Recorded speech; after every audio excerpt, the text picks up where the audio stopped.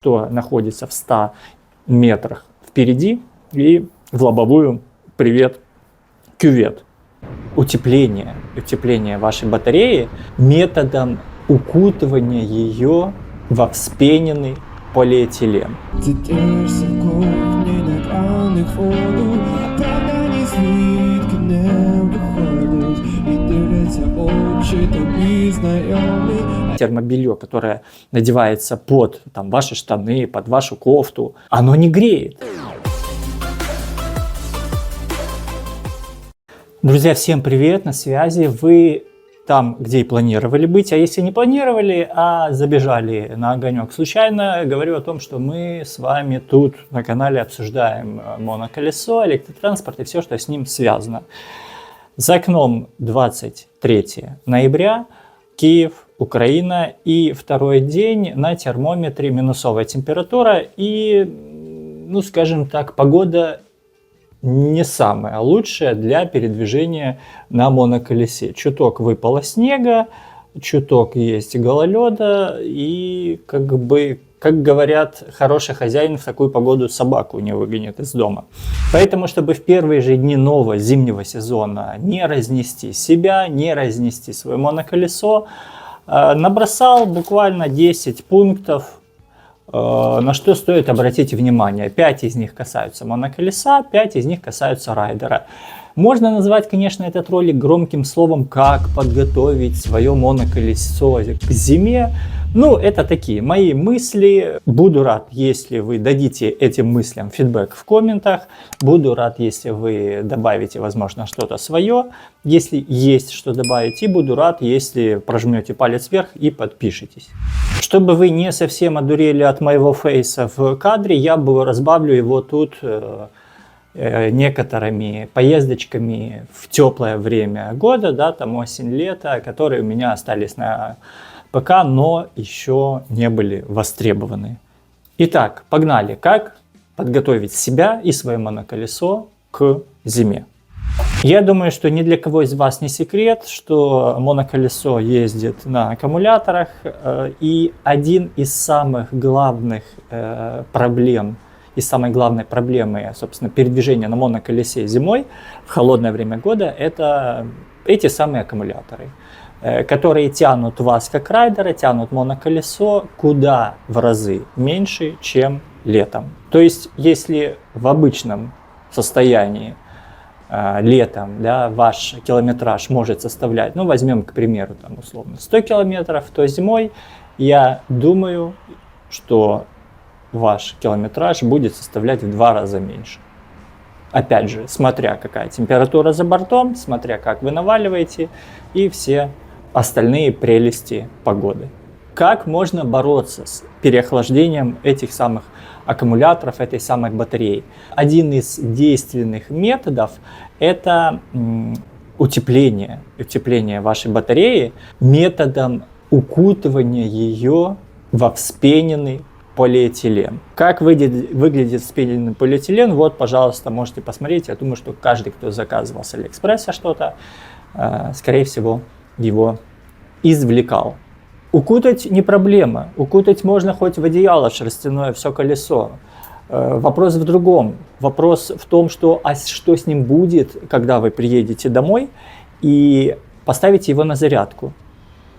Не будет ли этим же самым аккумулятором, 18650, сильно жарко во время зарядки? Будет ли эта теплота отводиться от этих аккумуляторов, которые укутаны в полиэтилен? По заверениям производителей, в принципе, температуру, которую поддерживает 18650 без риска для жизни 18650, это до минус 20 градусов. Я не помню, честно говоря, когда в Киеве была последний раз температура настолько низкая, потому что зима тут и зимой последние несколько лет назвать сложно. Но в прошлом сезоне, к примеру, я вообще не ограничивал себя в передвижении на моноколесе, потому что как такового и снега не было, и зимы в принципе тоже, как говорят, европейская зима, что есть, что нет. Второй пункт подготовки моноколеса – это гидроизоляция.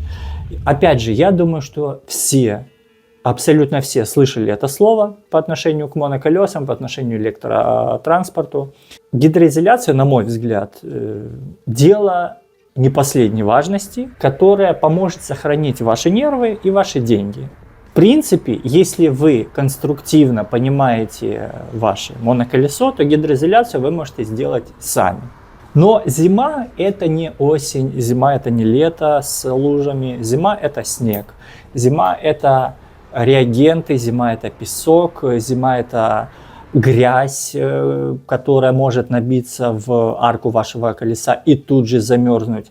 И зима – это вероятность того, что, к примеру, если взять конструктивную особенность КС-18L, то это вероятность выдавить просто плату. То есть, условно говоря, плата, она находится в верхней части колеса над аркой. И между аркой и платой есть возможность снегу, для снега, да, если он набивается в эту арку, просто выдавить под своим весом, под скоростью колеса, выдавить весь этот трэш во внутренности вашего колеса. Третий пункт – это зимняя резина. Возможно, я очень в этом сомневаюсь, но возможно до сих пор есть люди, которые не понимают, а зачем автомобилисты меняют резину с наступлением холодов и с наступлением теплого времени года. Я знаю тех людей, которые катаются летом, осенью и весной на зимней резине. Но если есть люди, которые катаются зимой на летней резине, то это трэш. Почему? Потому что состав летней резины и состав зимней резины, он кардинально отличается. И если зимняя резина, она, простыми словами, более мягкая, более эластичная зимой при низких температурах, то кататься на ней летом тоже можно. Она будет просто быстрее изнашиваться.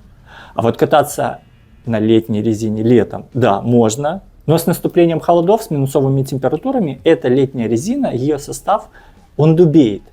И реально может быть вплоть до того, что если вы поставите машину в какую-то ямку, то за ночь эта резина настолько задубеет, что утром, когда вы будете двигаться, ваше колесо будет не круглым, а квадратным, пока оно не прогреется от трения с дорогой. Очень немногие райдеры парят себе голову тем, чтобы поменять на моноколесе резину летнюю на зимнюю. Во-первых, это вроде бы как по прикидкам всего лишь 3 месяца из 12. Во-вторых, это деньги дополнительные. А в-третьих, я думаю, что большинство из вас думают, что и так сойдет. И я, кстати, один из таких. Я не меняю летнюю резину на зимнюю на моноколесе, в отличие от автомобиля.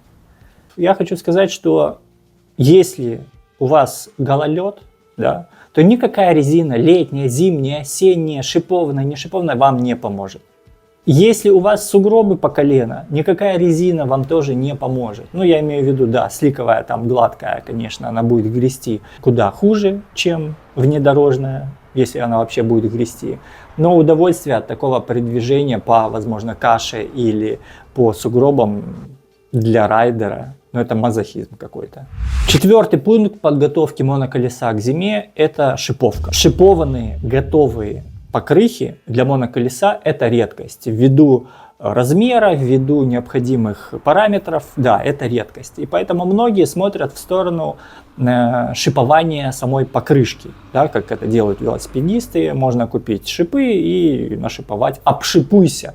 Но тут возникает уже другая проблема, может возникнуть другая проблема и другой вопрос.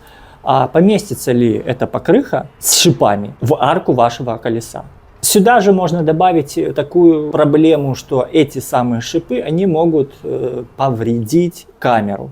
То есть если у вас не бескамерка, если у вас камера, а это большинство моноколес, то внутренняя часть, не наружная, а внутренняя часть этого шипа может повредить, собственно, саму камеру. Небольшой лайфхак для таких случаев: вы можете взять покрышку меньшего диаметра и ее запихнуть в покрышку большего диаметра. То есть, грубо говоря, есть одна покрышка с шипами, шип наружу смотрит, а внутри вы ставите дополнительную камеру, впихиваете меньшего диаметра. Опять же, это, на мой взгляд, извращение, но как выход. Пятый пункт в отношении моноколеса – это его поведение на дороге. Соединим воедино гололед, снег, грязь, песок и все остальное. И скажем о том, что колесо с наступлением холодов может себя вести не так, как летом. И будет себя вести не так, как летом. То есть, если раньше вы определенный поворот проходили под определенным углом, на определенном расстоянии, да, от бетонной стены, то сейчас это расстояние может увеличиться в 2 раза, а угол может увеличиться в 3 раза. Если раньше ваш привычный маршрут мог составлять условно, да, там 30 минут, скорость вашего колеса не изменилась, ваше состояние не изменилось при езде, допустим, на работу, но время прохождения этого расстояние, оно увеличится. Потому что на привычном вашем маршруте привычная дорога, она может стать непривычной. Где обычно сухо и комфортно, сейчас могут лежать некий снег, отброшенный с дороги, да, там сугробы, припорошенные какие-то листья еще с осени, под которыми может быть тот же самый лед. И пока вы на него не наедете, не потеряете равновесие, вплоть до падения, я думаю, что предугадать, узнать, предвидеть это практически невозможно. А теперь переходим к подготовке самого райдера, если это так можно назвать. Первое, это, как бы это смешно, вот реально смешно не звучало, это вытащить руки из карманов. Нету варежек, нет перчаток, купите. Купите лыжные, сноубордические варежки. Вариант именно с варежкой, он намного теплее, чем вариант с перчатками. Но при падении удержать равновесие, при возможном падении, удержать равновесие, когда у вас руки в карманах, куда сложнее, чем если руки вне карманов. Я уже говорю непосредственно про падение. Если у вас руки есть, то падая, можно отделаться минимум ушибом, максимум переломом. Если у вас руки будут в карманах, то приложиться головой, падая как Эйфелевая Пизанская башня, будет не сильно комфортно. Следующий пункт подготовки райдера – это в мозгу. И это правило, оно в первую очередь относится ко всем автомобилистам. Не видишь – не едь. Можно по-другому сказать – не видишь – не лезь. Это в большей степени относится к обгонам в гору, к обгонам у автомобилистов на закрытых каких-то поворотах длительных, затяжных, когда человек, двигаясь за каким-то тихоходным транспортным средством или не тихоходным, пытается выехать на встречку, не видя, что находится в 100 метрах впереди, и в лобовую привет, кювет. То же самое, на мой взгляд, можно провести параллель и для моноколесника. Не видишь, не едь, в моем понимании, что, во-первых, если, как я в предыдущих пунктах сказал, что на привычном вам маршруте может быть непривычная поверхность в виде гололеда, в виде льда, припорошенного снега, не уверен, не суйся. Если раньше я, как райдер, мог легко и просто проехать по узкому тротуару, не беспокоя людей, просто свернув на газончик, еду чтобы их не тревожить, я просто миленько себе объехал медленно и поехал дальше. То есть сейчас объезжать по газону, где могут быть жесткий снег, замороженный какой-то снег, замороженные сугробы, замороженная сама трава, я, наверное, рисковать лучше не буду. Если раньше по набережной в Киеве от Почтовой площади до моста метро я мог на моноколесе 40-50 км в час ехать даже без света фар, зная дорогу, понимая, где, в каких местах, куда мне нужно свернуть, объехать проблемные места, то сейчас минимум нужен фонарь, максимум нужно снижение скорости.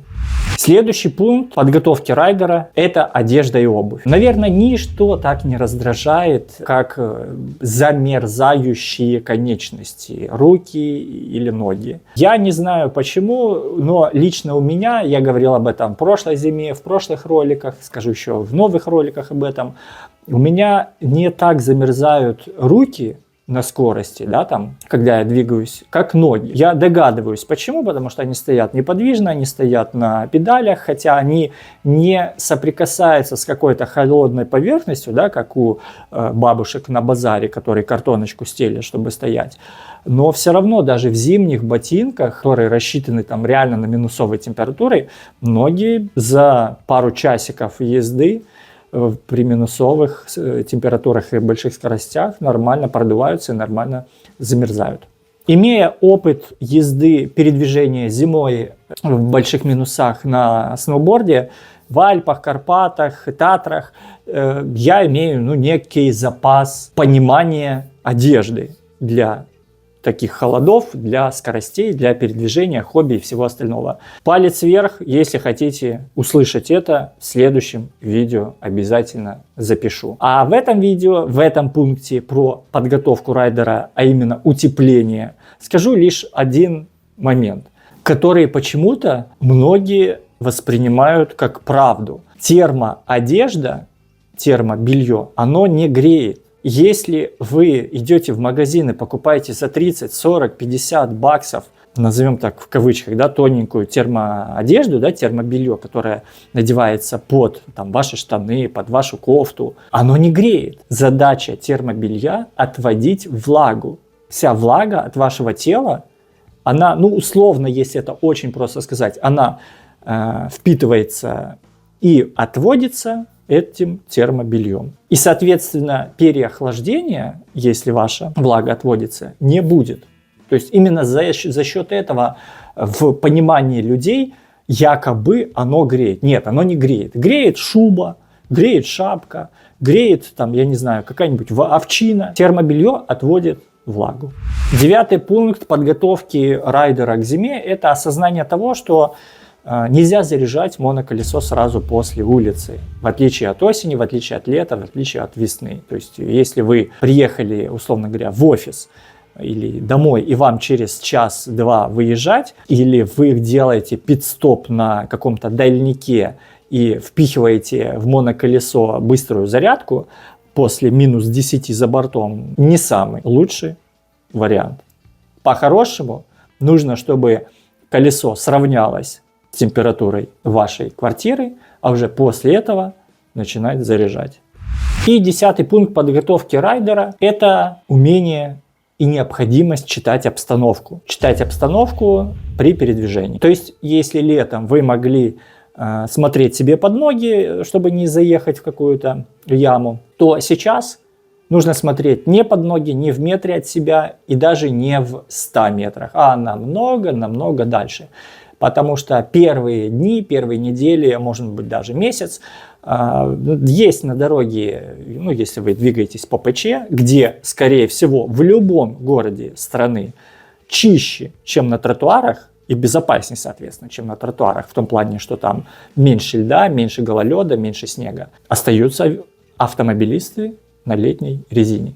И, соответственно, тот автомобиль, который и хотел бы пропустить вас по главной, вы по главной, он со второстепенной, он это сделать не сможет, он выпрется просто половиной корпуса, потому что он на летней резине, потому что он 10 метров с горочки будет скользить вам на перерез. Потому что вы, видя человека, который переходит вашу велодорожку, тоже сможете не оттормозиться в тех пределах, в том метраже, который у вас был летом, он увеличится. Потому что там, где вы еще ехали вчера или сегодня, завтра с утра уже может быть настолько все измениться. Новый снег, новый гололед, новые лужи, новые проблемы на тротуаре или на дороге. Что держать ту же самую скорость по тому же самому маршруту уже проблемно. Друзья, вот такой вот коротенький или не очень ролик получился. С чем согласны, с чем не согласны. Палец вверх, палец вниз. По поводу одежды я вам сказал, в следующем видосе будет, если вы этого захотите.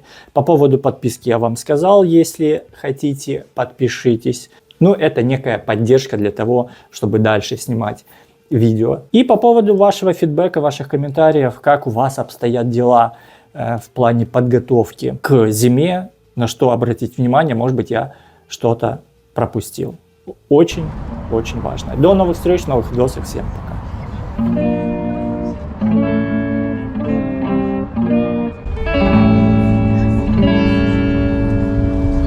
Бывает так, что хочешь почути речі, яких ніколи не знати, і тягне за руку тебе в то місце, ти думаєш краще в очей не мати.